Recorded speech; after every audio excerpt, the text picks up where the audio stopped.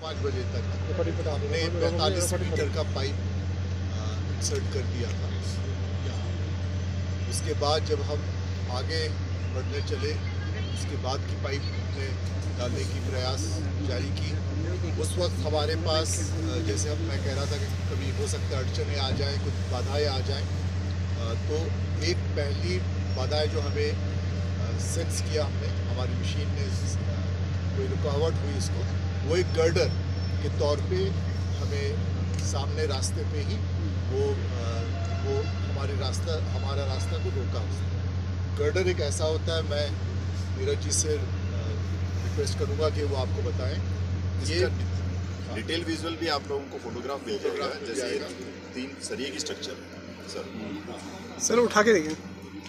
ये देखिए, ये जैसे गर्डर है, इसको लैटिस गर्डर रिप कहते हैं। तो ये गर्डर, ये अभी तो स्टॉक यार्ड में है। ये जब टनल में लगता है तो वो ऐसा होता है, और क्योंकि टनल में कोलैप्स हुआ था, ये मलबा के साथ ये भी मलबा में कहीं मिला हुआ था। और जो हम जब अपनी पाइप को हम आगे पुश कर रहे थे, तो ये लैटिस गर्डर रिप जो था वो पाइप के रास्ते पे हमें मिला, और इस वजह से पाइप और आगे हम पुश नहीं कर पाए। मशीन को हमारा रोकना पड़ा, जो ऑगर ड्रिलिंग मशीन है हमारा, और क्योंकि पाइप के अंदर ही होता है ऑगर ड्रिलिंग मशीन, तो हमें फिजिकली मैनुअली जाके चेक करना पड़ता है। पूरी तरह से पाइप को रोकना पड़ा। Auger drilling machine bit by bit 8 इसके पीसेस हमने निकाले। उसके बाद पाइप के अंदर हमने बंदा भेजा जिन्होंने मैनुअल इसको चेक इन किए। ये 22 तारीख की शाम रात की बात है, और हमने एक्सपर्ट्स बुलाए इसके लिए। और एक्सपर्ट्स जो हैं ट्रेंचलेस इंजीनियरिंग कंपनी के हैं, जो मशीन ही चलाते हैं, ऑगर ड्रिलिंग मशीन चलाते हैं।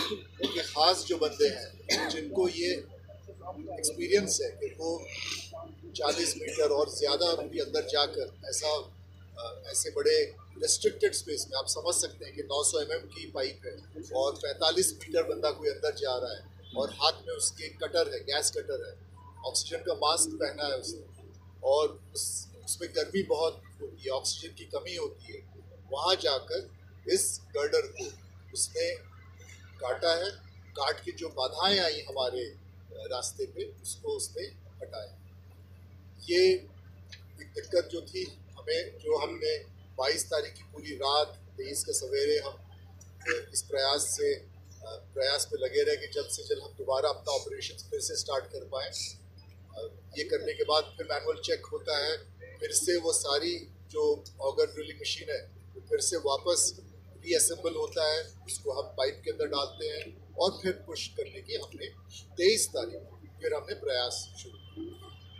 23 तारीख को हमारी उम्मीद थी कि अब एक बाधा आई थी, हो सकता है और कोई अड़चन ना आए हमारे पास, लेकिन 23 को भी जब हमने और 1.8 मीटर्स और अंदर हम प्रवेश किया, पाइप अंदर गई, तो हमें एक और हमें हमारे रास्ते पे बाधा आई। वो था कि हमें 4 पोल पाइप मिला।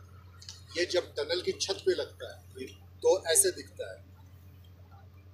ये पाइप्स हैं वो सरिये थे, ये होलो पाइप होते हैं लेकिन काफ़ी मजबूत पाइप्स हैं, ये छत के अंदर लगे हुए सर। ये वाला इसकी बात करना पूरा होगा। और जब हम, ये तो बाद की तस्वीर है, वही प्रोसेस फिर से रिपीट करना पड़ा जो मैंने आपको इतने डिटेल में भी समझाया। फिर से वो रुकावट आई, ऑगर मशीन को वापस पूरा लाना पड़ा, उसको डीकपलिंग हम कहते हैं, उसको डीकपल करना पड़ा, बंदों को हम अंदर भेजे। फिर से वही बड़े बहादुरी से ये बंदे अंदर गए, जो मैंने बोला ट्रेंचलेस कंपनी के हैं। उनका नाम है प्रवीण और बलिंदर, जो पहली रात गए थे। दूसरी रात हमारे पास और ऐसे एक्सपर्ट टेक्नीशियंस आके पहुंच गए थे। हमने 23 के सवेरे और लोगों को बुला लिया था, क्या पता आगे और कोई बाधाएं आए। तो प्रवीण और बलविंदर के साथ हमारे साथ हम आपके साथ शेयर करेंगे।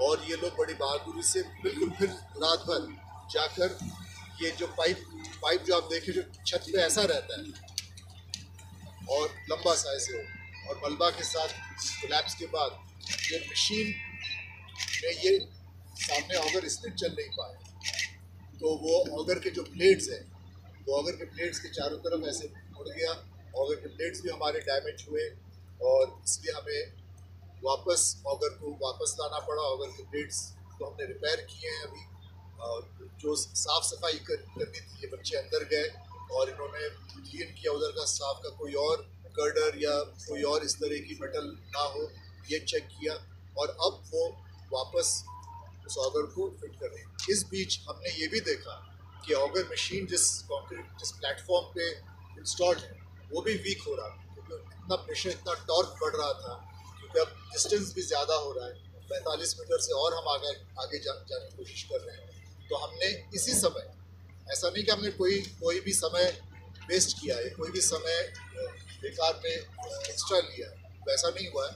हम इसी समय जब ये क्लीनिंग हो रहा था, अंदर पाइप सफाई हो रही थी और जो जितने सारे मेटल के 4 पोल्स जो मैंने आपको भी दिखाया, या उससे पहले भी जो गर्डर्स जो हमारे रास्ते पे अड़चन पैदा कर रहे थे, उसी वक्त हमने कंक्रीट का प्लेटफॉर्म किया, उसकी मतलब ग्राउटिंग की उसकी, और जो भी रॉक बोल्टिंग कहते हैं, रॉक बोल्टिंग भी की, ताकि मशीन फिर से मजबूत से बैठा रहे प्रॉपर। उसका रॉक बोल्टिंग और ग्राउटिंग की वजह से हमने ज़्यादा कंक्रीट डाला और मजबूत रहे।